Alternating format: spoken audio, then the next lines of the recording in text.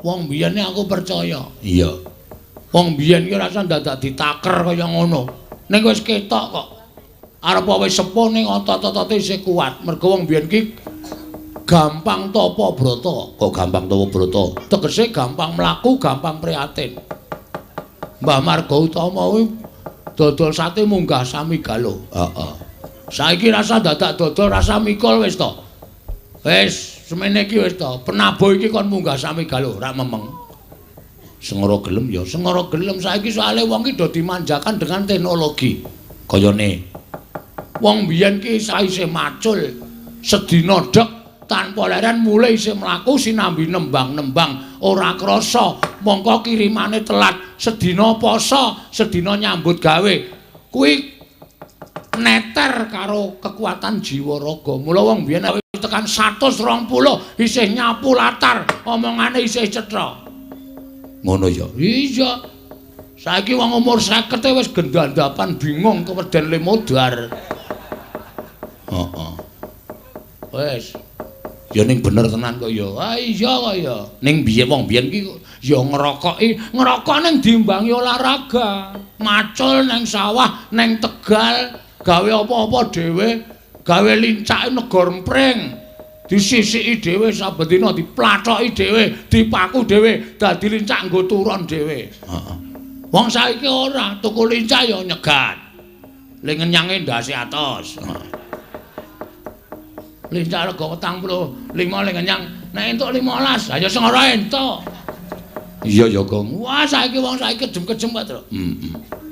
Ya pancen ya ngono tenan. Mulane kuwi ana wong pamer sumbar, wau ampuh, wah wis ora bakal kuwi mung omongan. Heeh. Nek wong biyen pancen tak percaya, mula wong biyen ki mungsuhe mimes wong biyen ki. Ha iya. Wis umur 120 jaman londo isih urip, sik enom. Gelut tenan kaloro Ndra. Ya petel-petelan tenan. Heeh. Lha ya digdaya tenan. Oh iya ya, Gong. Ah iya. Saiki ngono. Ni kendel kroyokan. Ha iya. Wis mulai jamane milenial kaya le. Ah iya, apa-apa arepe nganggo wis mangan ya ora gelem liwet. Heeh. Meng lebokke ning apa terus jenenge terus? Ambo ora ngerti aku. Dispenser. Dispenser ki banyu. Lebokke ning mesin cuci. Beras kalau bagi mesin cuci apa? Mususi. Atene klambine gluput anu sego beras kaya mengau numpangke kari mecetek nek mateng jeglek dhewe klek. Kuwi meng ringan lho. Nek wong biyen ibu-ibu wis tuwa wae nganggo teken kluthuk mlaku rekoso mbukaki ketel. Umep burung ya. Wah, nek cah saiki ora. Mesine wis ana tandane dhewe. Cecuk. Mateng kae wisan, wis ra menyat saka genggonan. Nggodhok wedange biyen ditileki. Heeh. Saiki mung kari ngenteni suarane. Kari mateni. Ya ta, keset-keset ta marai keset ta. Bener.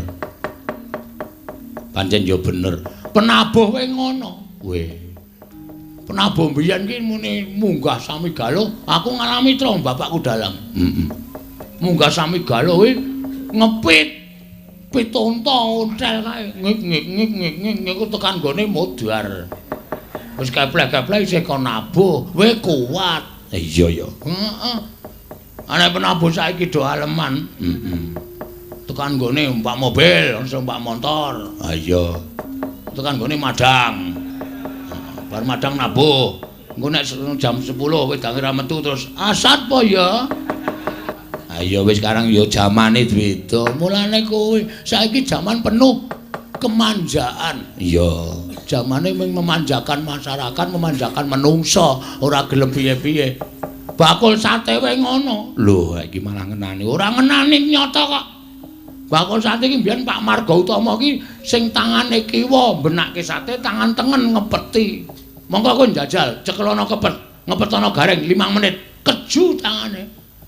Ora kuat ning mbiyen tuku wong puluhan, wong atusan sik tuku biti-biti karo benake tangane kene benake biti-biti 2 kali pekerjaan.